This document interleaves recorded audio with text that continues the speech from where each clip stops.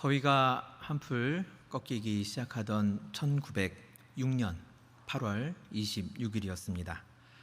낯선 한국 땅에 와서 복음을 전하시던 평양 지역의 선교사님들이 하시던 모든 사역을 일단 다 내려놓으시고 급히 한 자리에 모이셨습니다. 선교사님들이 한 자리에 모이신 곳은 평양 남산현 감리교회라는 곳이었습니다. 선교사님들이 각자의 사역으로 굉장히 바쁘셨을 텐데 그렇게 자기의 사역들을 다 내려놓기까지 하면서 급히 모이셔야 했던 이유는 무엇일까요? 도대체 무슨 일 때문에 평양 지역 선교사님들이 한 자리에 모여서 그것도 일주일 동안 함께 시간을 보내셔야 했을까요? 우리는 이 질문에 대한 답을 찾기 위해서 그 시대의 상황이 어떠했는지 좀 알아볼 필요가 있습니다. 1904년 또 1905년에 걸쳐서 러일 전쟁이 진행이 됩니다. 모두가 다 러시아가 이길 거라고 예측을 했는데 뜻밖에도 일본이 러일 전쟁에서 승리를 합니다. 그리고 그 결과로 1905년 11월에 을사조약이 체결되어서 조선의 외교권이 박탈이 되지요. 이때가 돼서야 비로소 조선 사람들은 상황의 심각함을 깨닫고 일본이 진짜 우리나라를 식민지화하려는구나. 일본의 그 노골적인 야욕을 눈치를 채고 일본에 본격적으로 저항하기를 시작합니다. 이런 저항의 움직임이 당시 한국 교회도 똑같이 나타나고 있었습니다. 그런데 좀 안타깝고 좀 아쉬운 점이 없지 않습니다. 당시 한국 교회에 나타난 일본에 대한 저항은 여러 가지로 분열이 되어서 나타났습니다. 그 중에 큰 두 가지 흐름이 나타났는데요. 첫 번째는 1900년 이후로 미국에 유학을 가서 공부를 다 마치고 돌아온 젊은이들이 이제 유학길에서 공부를 배우고 또 신문물을 읽히고 나서 돌아와서 하는 말이 우리 조선이 이렇게 된 모든 근본적인 원인은 미국에 있다. 미국 때문에 우리 조선이 이렇게 식민지로 전락할 처지에 놓이게 된 것이다. 그러면서 미국 선교사님들을 깎아내리고 또 미국 선교사님들을 비난을 했습니다. 그래서 교회가 상당히 힘들어지고 교회가 분열이 많이 되었습니다. 그도 그럴 만한 것이 러일 전쟁 후에 미국이 일본과 몰래 조약을 맺죠. 가스라 테프트 밀약이라는 이런 조약을 맺어서 미국은 일본이 조선을 식민지화하는 것을 눈감아 주기로 그렇게 조약을 맺었습니다. 그래서 유학파 출신의 젊은 지식인들은 미국을 격렬하게 비판을 하고 깎아내리고 교회를 분열시키게 된 것입니다. 자, 그런가 하면 또 어떤 교인들은 중세 유럽 교회 십자군처럼 한국 교회도 조선 기독교 의병단을 조직해서 일본 제국주의와 무력으로 맞서 싸워야 한다고 그렇게 주장을 했습니다. 우리는 이미 역사의 결과를 아니까 별로 대수롭지 않게 생각하고 넘어가지만 당시의 믿음의 선배님들 입장에서는 정말로 고민이 되는 일이었습니다. 우리가 가만히 앉아서 교회를 지킬 것인가? 교회에서 우리 각자 개인의 신앙생활만 잘할 것인가? 아니면 정말 조선 기독교 의용단이라도 조직을 해서 우리가 현장에 나가서 정말 무력으로라도 일본 제국주의를 몰아내야 하는 것인가? 어떤 길이 크리스천으로서 올바른 길인가? 이런 움직임에 대해서 당시 한국에 오셔서 사역을 하시던 선교사님들은 한국 교회가 절대로 정치에 개입하지 못하도록 하는 원칙을 세우고 그 원칙을 철저하게 지키셨습니다. 왜냐하면 교회가 정치에 함부로 개입하면 세속 권력의 도구가 되거나 또 영적인 방법이 아닌 세속적인 방법으로 문제를 해결하려고 할 때 오히려 교회가 영성을 잃어버리게 된다는 역사의 교훈을 선교사님들은 아주 잘 알고 있기 때문이었습니다. 1900년 초, 1904년 5년 이제 한국 교회가 세워진 지 20년이 되던 때였습니다. 당시 한국교회는 너무나도 연약한 교회였습니다. 이때 선교사님들이 한국 교인들에게 참 비난도 많이 받고 또 욕도 많이 얻어 먹었다고 합니다. 선교사들은 어차피 이방인이다. 선교사들은 조선에 난리가 나면 그냥 떠나면 그만인 사람들이다. 이렇게 선교사님들을 무시하고 비아냥거리는 일이 많았다고 합니다. 하지만 선교사님들은 상황에 휘둘리지 않고 복음의 본질을 오롯이 붙들며 오직 예수님의 복음만 전하고자 하였습니다. 윌리엄 블레어 선교사님이 당시의 상황을 이렇게 우리에게 전합니다. 나라를 잃어 분개하는 사람들 앞에서 예수님의 사랑을 가르치고 원수까지도 용서하라고 설교하며 교회를 옳은 방향으로 인도하기 위해서는 지혜와 큰 사랑과 더불어 아주 담대한 용기가 필요했다. 그런데 선교사들과 한국인 지도자들은 바로 이 일을 해냈다. 하나님께 감사하게도 교회 전체가 놀랍도록 성령의 가르침을 받았고 우리의 가르침을 하나님의 말씀으로 받았다. 선교사님들의 노력이 어느 정도는 효과가 있었습니다. 하지만 이런 노력에도 불구하고 한국 교회의 분열과 어려움이 더욱더 심해지자 선교사님들은 한국 교회를 이대로 계속 내버려 두다가는 정말로 큰 위험에 처하겠다 싶어서 본인들이 하던 모든 사역을 잠시 내려놓고 1906년 8월 26일에 평양의 남산현 감리교회에 모여서 급히 회의를 하게 된 것입니다. 이때 성경 공부를 하고 또 조선을 위한 구국 기도회를 진행을 했습니다. 원산에서 오신 하디 선교사님이란 분이 이 성경 공부를 이끌게 되셨는데요. 이때 요한 1서를 설교를 하셨다고 합니다. 아까 전에 우리가 읽은 요한 1서 4장 16절 말씀이 바로 그 당시에 선교사님들이 같이 집중적으로 공부했던 말씀이라고 합니다. 하디 선교사님은 일주일간 요한 1서를 통해 하나님의 말씀을 전하면서 우리가 다시 하나님의 사랑으로 돌아가자. 그리고 하나님의 사랑으로 돌아가기 위해서 정말 진심 어린 회개를 하나님께 올려드리자. 이렇게 선교사님들에게 하나님의 메시지를 전하셨다고 합니다. 그러면서 이 하디 선교사님이요 동료 선교사님들 앞에서 뼈아픈 자신의 죄를 낱낱이 고백하기 시작합니다. 한국에 선교사로 왔는데 여전히 자신의 마음속 깊은 곳에는 백인 우월주의가 자리 잡고 있어서 한국 교인들을 대할 때 그 백인 우월주의를 바탕으로 하여 아주 교만하게 사역을 했던, 교만하게 선교를 했던 자신의 모습들을 정말 낱낱이 동료 선교사들과 또 하나님 앞에 고하며 용서를 구했습니다. 그러자 그 자리에 모였던 모든 선교사님들, 평양 지역에서 사역을 감당하시던 모든 선교사님들이 자신의 죄를 하나님 앞에 솔직히 아뢰면서 있는 그대로 낱낱이 다 아뢰면서 하나님께 회개를 하는 시간을 가졌다고 합니다. 당시의 기록을 우리가 다시 보시겠습니다. 우리는 하나님이 함께 하시지 않으면 감히 더 나아갈 수 없는 곳에 이르렀다. 막다른 골목에 다달랐다는 의미입니다.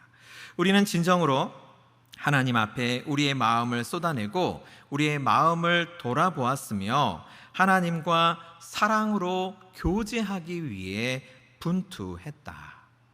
선교사님들은 일주일간 요한 1서를 다시 공부하면서 이분들이 왜 요한 1서를 모르겠습니까? 하지만 겸손한 마음으로 요한 1서를 다시 공부하면서 하나님의 사랑에 대해서 다시 배웠고 또 성령이 이끄시는 대로 자신의 죄를 낱낱이 회개를 하였습니다.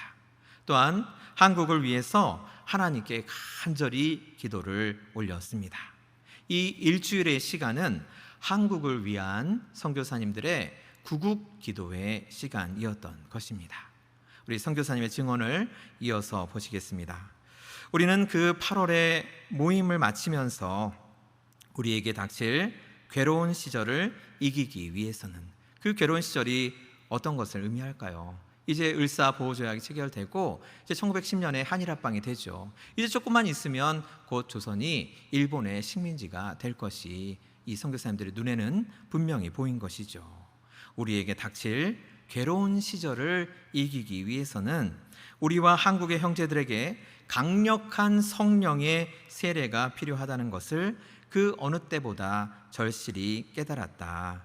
우리는 마음을 모아 한국의 형제들에게 위대한 복이 임하게 해달라고 기도하기로 했다. 이 위대한 복은 선교사님들이 일주일간 요한일서를 공부하면서 하나님의 사랑을 다시금 깊이 깨닫고 또 자신의 죄를 낱낱이 회개하며 하나님께 간절히 용서를 구할 때 하나님께서 용서를 해주시고 성령의 은혜를 부어주시는 그 복을 의미를 합니다. 그래서 한국의 형제들에게 동일한 이 위대한 복이 임하게 해달라고 기도하기로 했다. 특히 겨울에 평양에서 열릴 사경회를 위해 기도하고자 했다. 해가 바뀌어서 1907년이 되었습니다.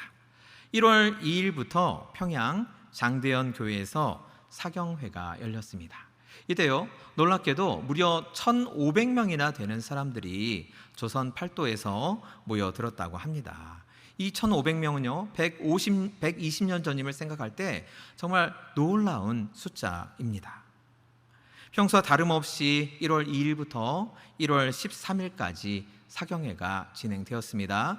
1월 13일에는 오히려 분위기가 쫙 가라앉아서 아무런 성령의 역사가 나타나지 않는 것 같아서 선교사님들이 참 마음이 애달팠다고 합니다. 자, 그런데 1월 14일부터 갑자기 성령의 역사가 나타나기 시작했습니다.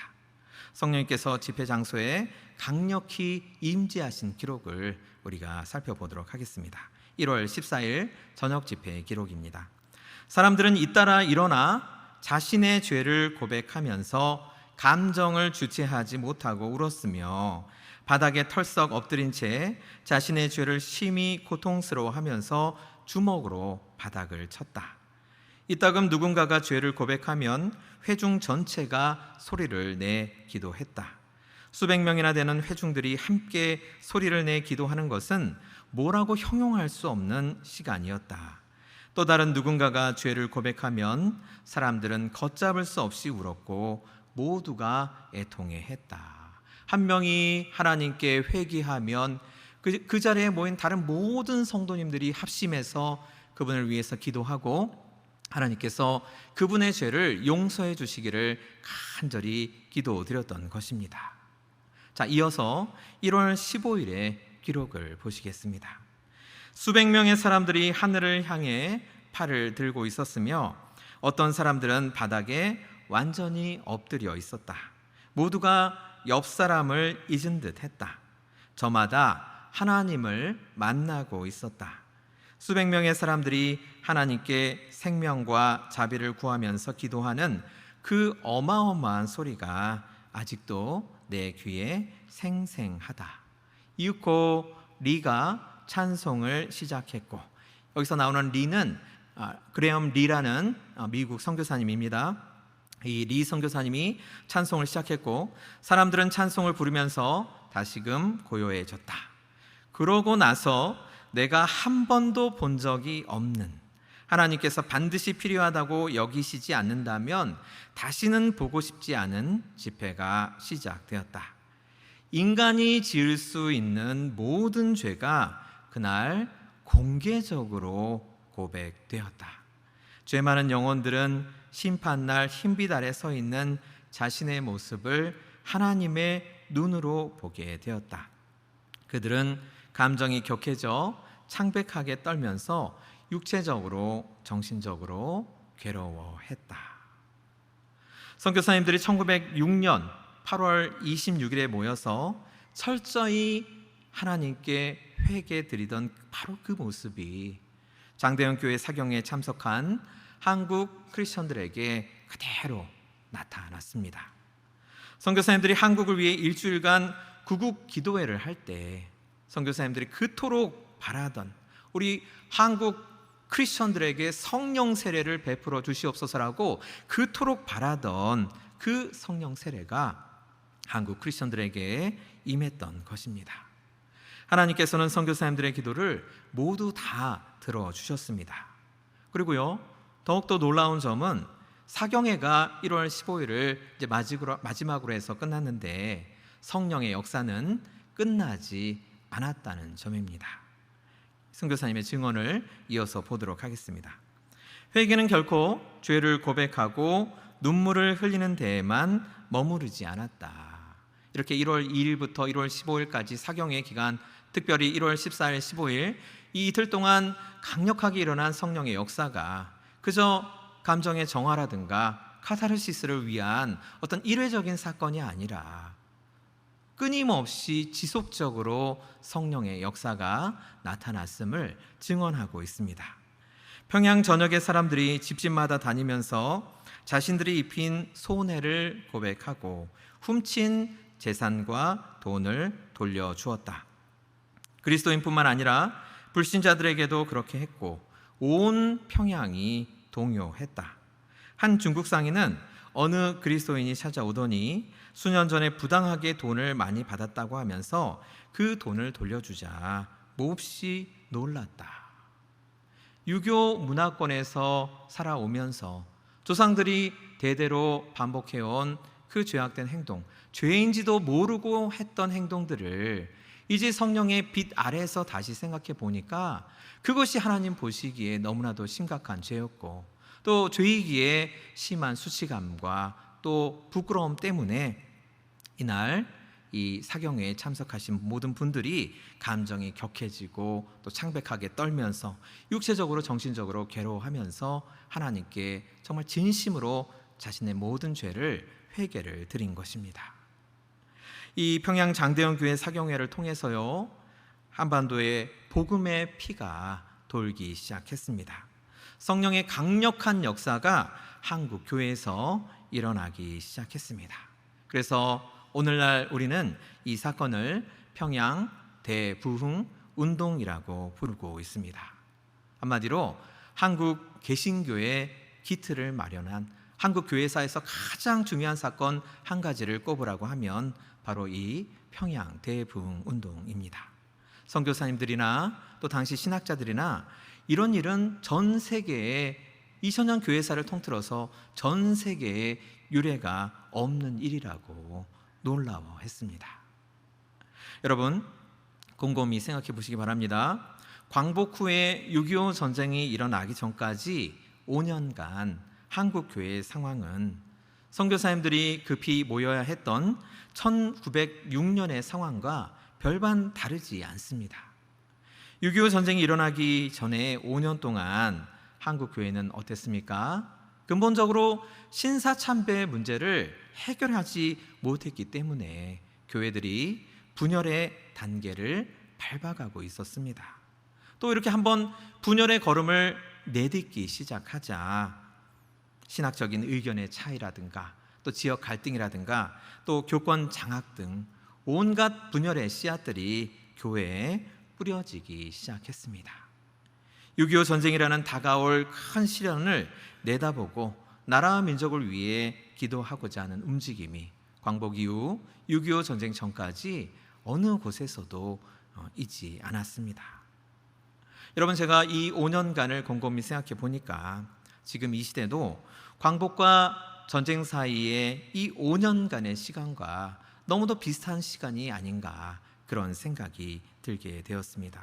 분열과 반목과 대립이 너무도 심해지고 있습니다.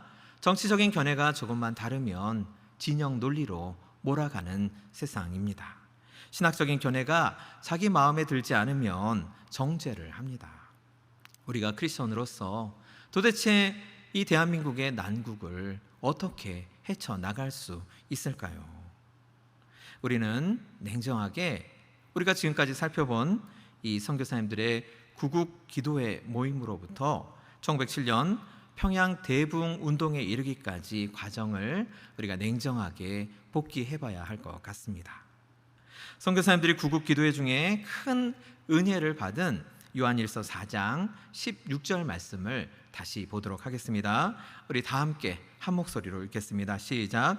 하나님이 우리를 사랑하시는 사랑을 우리가 알고 믿었노니 하나님은 사랑이시라. 사랑 안에 거하는 자는 하나님 안에 거하고 하나님도 그의 안에 거하시느니라.